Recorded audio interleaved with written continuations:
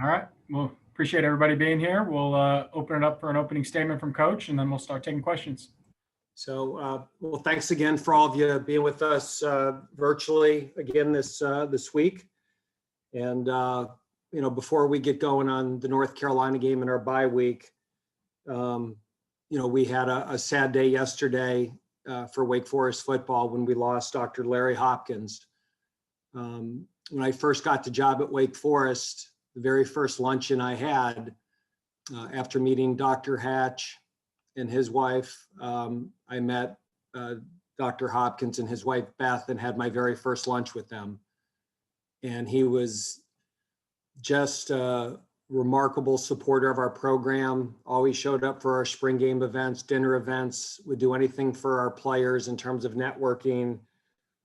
And he was just such a respected member of our community and a great running back in his own right at Wake Forest for our 1970 ACC championship team. So that was a devastating loss for the Wake Forest football family. And certainly our prayers go out to his family and especially his wife, Beth. Larry will be missed. And he was just a really, really good man. And with Larry, that's an understatement. So we'll certainly miss him. We're, came off a bye week here and I think made progress. I think we're getting some people healthy. We'll find out how healthy as we go through the week. But this is certainly a game that we need, everybody in the boat. Carolina, first of all, it's a huge rivalry game. Anytime we play a Big Four rivalry game, it's a big deal to us. This is our 103rd meeting, dating back well over 100 years. This is our first time that we're going to Keenan Memorial Stadium that they have the turf in. The last time we played there in 2015, it was a grass field. And obviously, Mac Brown and his staff have done an unbelievable job in a very short period of time revitalizing North Carolina football. Their offense is the best right now in the ACC. Statistically, they're one of the top offenses in all the country.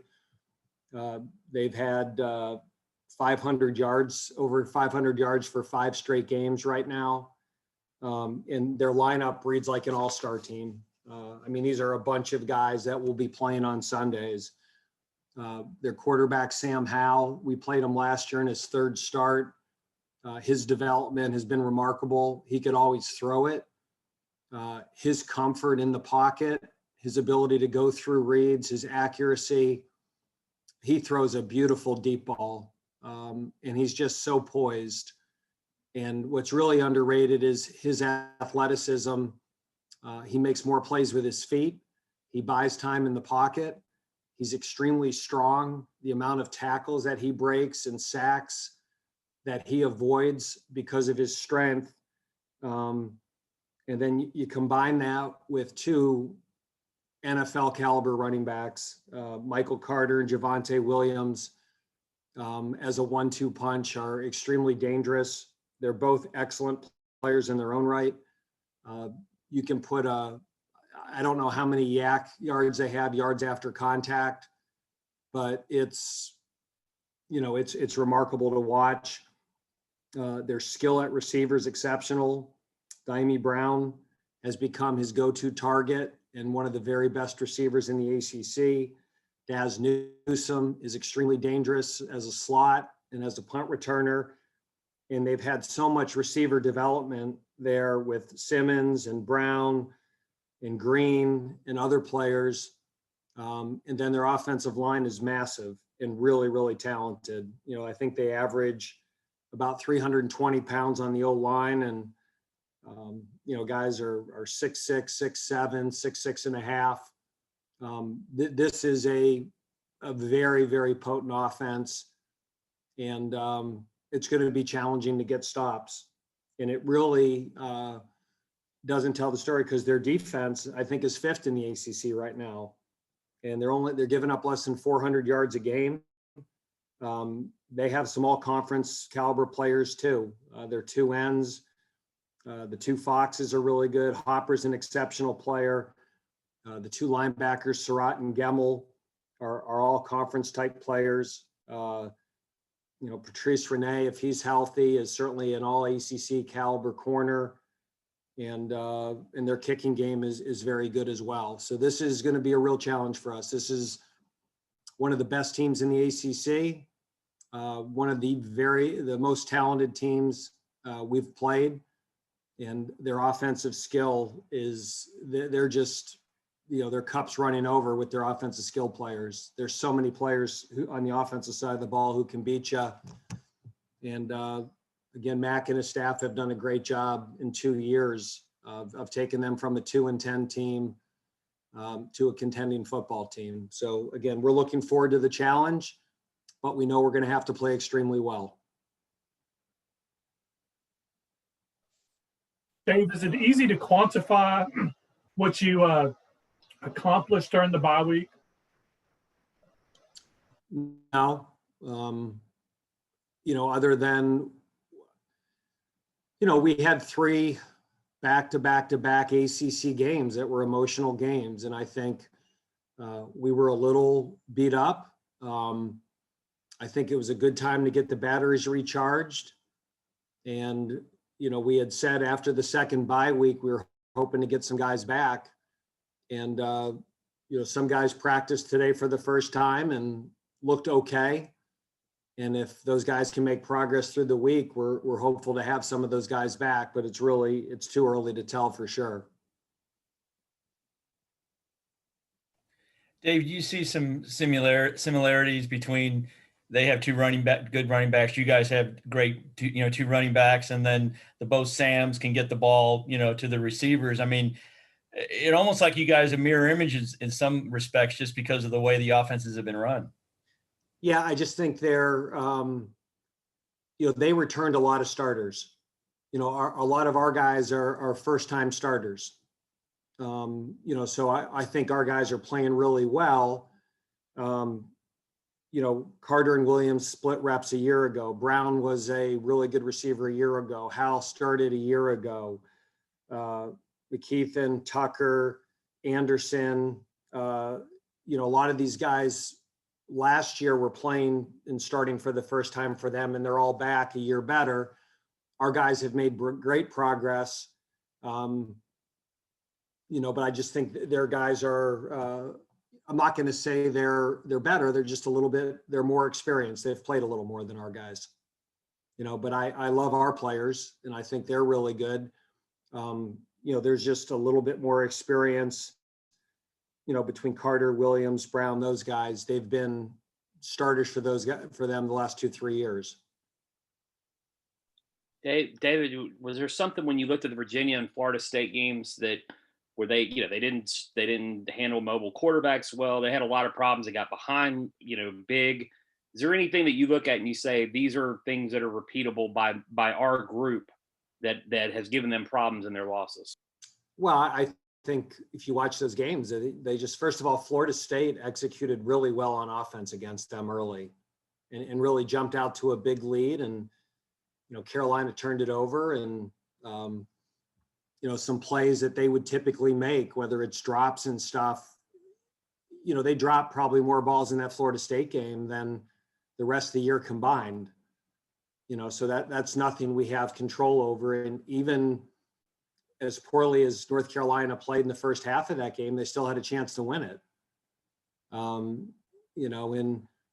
Virginia, I thought, played really well against them and kept them off balance. And, even then, if they don't fake a punt and convert it in the fourth quarter, North Carolina has a very good chance of winning that game. So you certainly study the film and look at what teams have done.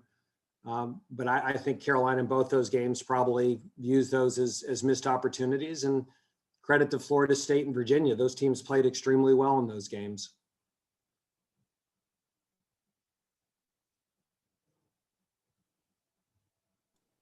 Dave, when you face an offensive line that's as big as theirs, is the hope that you can beat them with speed? Say that again. But when you face an offensive line as big as theirs, is the hope that you can beat them using speed? I don't know. They're just so big, they cover you up.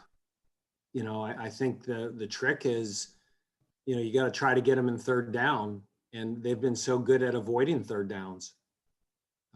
They're so explosive, and they don't lose yardage. And those running backs are getting hit, and people are have a chance to tackle them at the line of scrimmage, and they're still running for 30 and 40 yards. And the other thing they've done differently this year is they've involved their running backs a lot more in the pass game. So last year, to me, they were more max protection. They did things to kind of keep things simple for a freshman quarterback.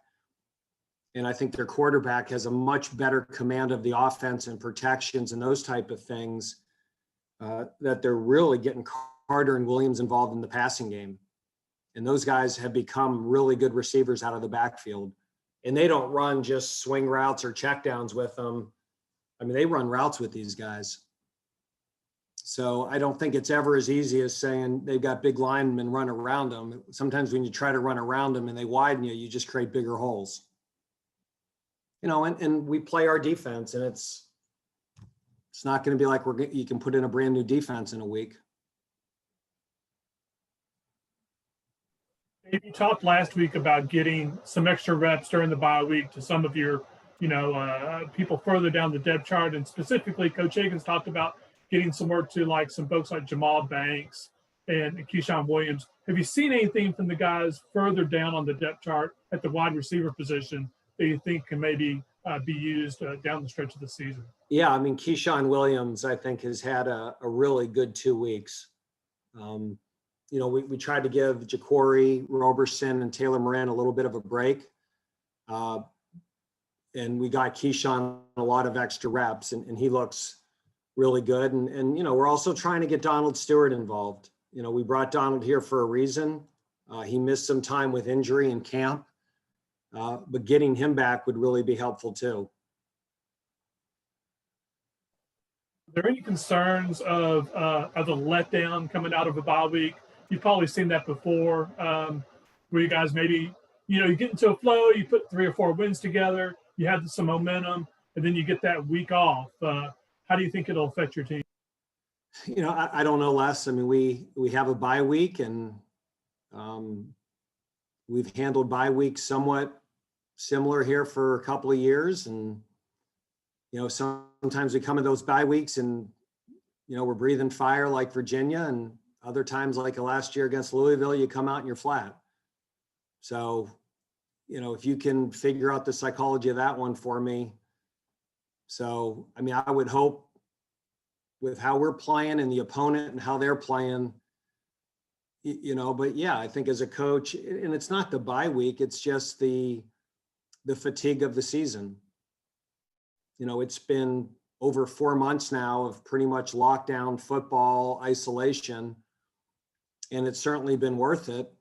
But there's a fatigue that's involved with this that you hope you hope out of the bye week, the batteries are charged and they're ready to go, but you never know. But we've had a good week of practice. We've had a good bye week. I know our guys are excited for this game. I'd be very disappointed if we're not emotionally ready to go.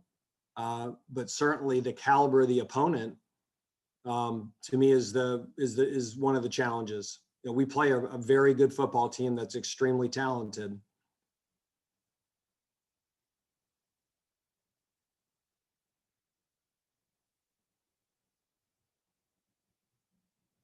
Is there an advantage that you guys had a little more time to prepare for them as opposed to the other way around? You know what, John, I once looked into that statistically, and I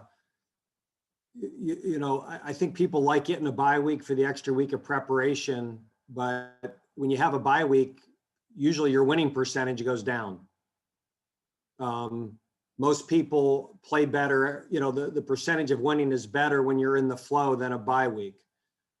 However, if we can get back Luke Masterson and Nasir Greer and Kobe Davis and guys like that, I certainly feel better about our chances of playing well with our better players. So again, whenever you're playing every week and you're playing well and you're in a rhythm, you don't want to give it up. But certainly with a team like Carolina and what they do on offense and how difficult the preparation is, it's nice to have an extra couple of days because they're extremely difficult to defend.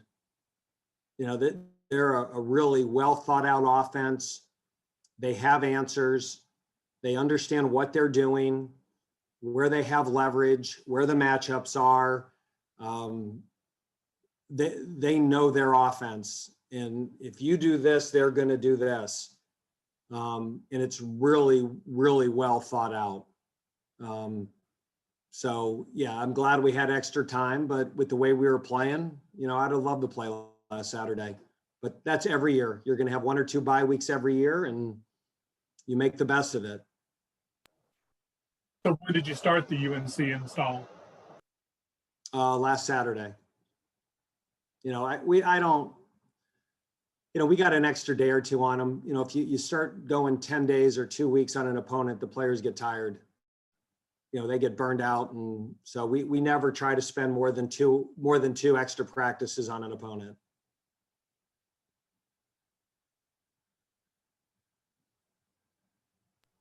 As you see what's happening in the SEC, there's been 3 games for this weekend already postponed. Do you feel good about what you've done so far at Wake Forest and in general, how the ACC has kind of handled things this season? I never feel good about that. I mean, it's a hold your breath 3 times a week, Les. It really is. So every time we get tested, I hold my breath till we get the results the next day. And then the next day we get tested. And so that is not a victory I'm ever going to celebrate until the season's over and we get through it. I think you can do a good job with it, and all of a sudden, bang. And you look at other schools that have done a great job with it, and all of a sudden out of nowhere, they get 3 cases that become 7 cases that become 18 cases. And I said at the beginning of the year, the virus is going to be undefeated. And it still is. And we have respect for it, and we have fear of it, and we have a million protocols in place. And even with that, it just takes one person, and then it gets part of your team, and you don't know what's going to happen. So we take it day by day, and we handle it the best we can, and we're never going to declare a victory on that one. Dave, will it be easier when the students leave and it's just you guys maybe in December and stuff, or you're not even really looking that far ahead? I don't look that far ahead, John. I mean, I think this thing comes down to we've got, 125 young men, and we've got about 50 to 60 people that interact with our football team. And we're all dependent on each other to make good decisions and be safe and healthy. And even doing that doesn't guarantee that you're not going to get it. So, I'm not a doctor, and I'm not an expert on viruses. And it just seems like people who people who are extra cautious, they can still get it. Again, I think it's up to each individual player. And if they're responsible, they should be responsible when the students are here. And they should be responsible when the students aren't here.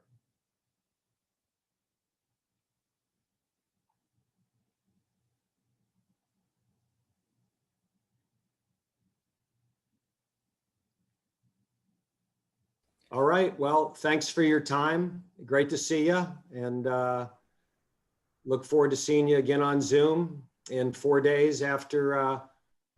And so you guys are good with the noon starts, right?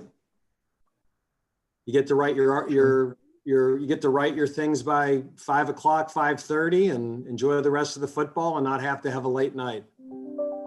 So Connor, you got to push more of these noon starts, buddy. Yeah, because Greensboro really listens to me. They certainly don't listen to me. So 5:30 mass is doable on Saturday now. yeah, I'm in keeping with our protocols. I'm still not allowed to go. That's right. That's right. So it's been weird not having that every Saturday or Sunday. So, All right. Well, thanks again. Hope you guys are well and look forward to seeing you on Saturday. Thanks, Dave. Thanks, Dave. Thanks, Dave. Yep. Thank you guys.